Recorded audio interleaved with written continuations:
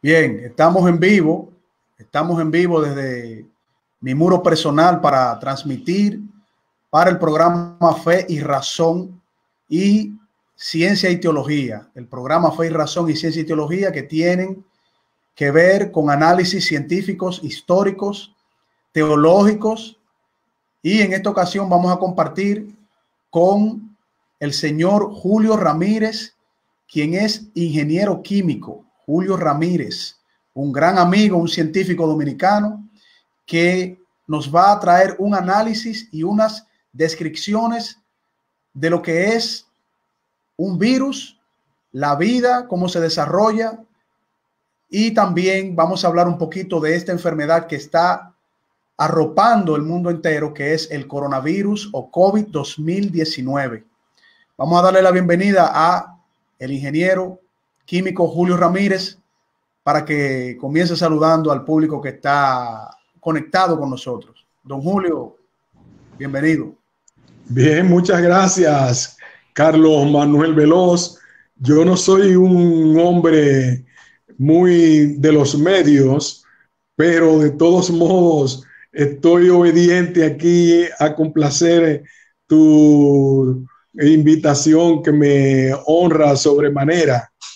Te oí que anunciabas que hablaríamos algo sobre los virus. Tú sabes que a mí me conmueve mucho la presencia, el estudio y la composición de los virus, porque los virus son algo así como una transición que existe en la naturaleza entre la materia inanimada y las moléculas que forman parte de la vida.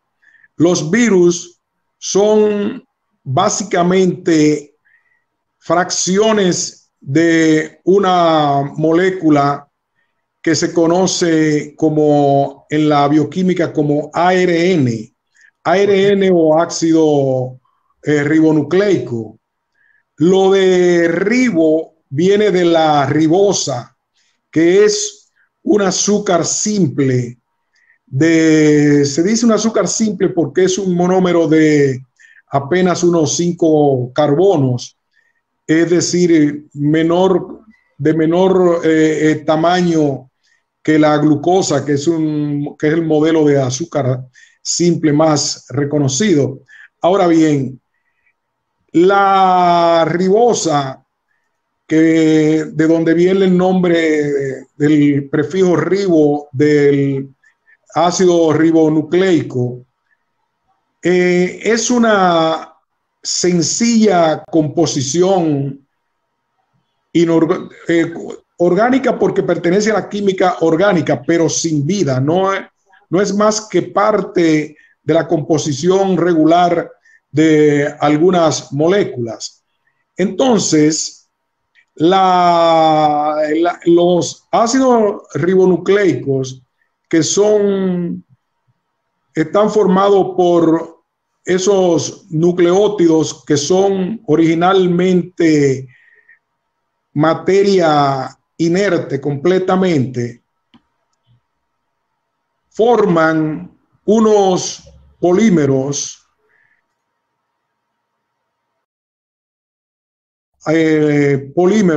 porque están conformados por varias moléculas de los que se llaman monómeros. Entonces esos monómeros se convierten en polímeros y de esos polímeros es que se forman lo que son los ácidos ribonucleicos, y ese ácido ribonucleico que son los ARN y los ADN, que son los ácidos desoxirribonucleicos, y que son la diferencia entre uno y otro, está basado en la presencia de un átomo de oxígeno en uno que se pierde y se llama entonces por eso desoxirribonucleico. Esas moléculas no tienen vida propia, si el virus es una fracción de una molécula de ARN, entonces podemos asegurar que es un ente sin vida propia, no tiene membrana, no tiene los elementos propios de una célula, de modo que incluso su capacidad de replicación depende de dónde se hospeda. Se hospeda en una célula y en esa célula, por uno de esos fenómenos que en boca tuya, diríamos, te prestaría te regalaría la oportunidad de decir, ahí está la gran inteligencia divina que le confiere a algunas moléculas que se comportan francamente como enzimas, de ordenarle sin tener cerebro a la molécula solamente por mensajes químicos, por mensajes de su propia composición química, ordenarle a la molécula, a la célula, que replique la molécula del virus. Es decir, el virus, aunque aparentemente es una simple molécula o un fragmento de una molécula de ARN, ese fragmento tiene la capacidad de dejarle un mandato bioquímico a la célula y decirle, replícame, y entonces lo replica en miles de unidades, no lo replica en una. De modo que entonces termina la célula muriendo y cuando la célula muere y se pierde ya su capacidad de mantenerse activa, entonces el virus se multiplica por toda la cantidad de que le da su gana y sigue haciendo lo mismo en cada célula en la que se hospeda, en la que parasita, diríamos. De manera que hay como una transición evidente entre la molécula que constituye el virus y lo que es la célula, que es ya un ser viviente, con vida propia, con capacidades propias, con todos los aparatos, diríamos, biológicos propios que son de la vida, mientras que el virus es aparentemente solamente un pequeño fragmento de una molécula que trae consigo la capacidad de decirle a la célula, replícame, multiplícame. De manera que es importante que conozcamos esa gran diferencia que hay entre una célula y un virus, y lo que hay entre la materia inanimada y la materia animada. La célula que representa la materia animada, que trae una especie de poder de movilidad y de comer y de hacer y deshacer, mientras que el virus es un pedazo de una molécula que llega a la célula y misteriosamente o divinamente, como lo diría Carlos Veloz, tiene ese poder de dar un mandato que debe ser un mandato divino, ¿verdad, Veloz? Don Julio, pero entonces un virus vendría siendo una molécula que surgiría como un tipo de huésped para la célula, y entonces eso cambiaría de cierta forma la estructura o la naturaleza de la misma célula.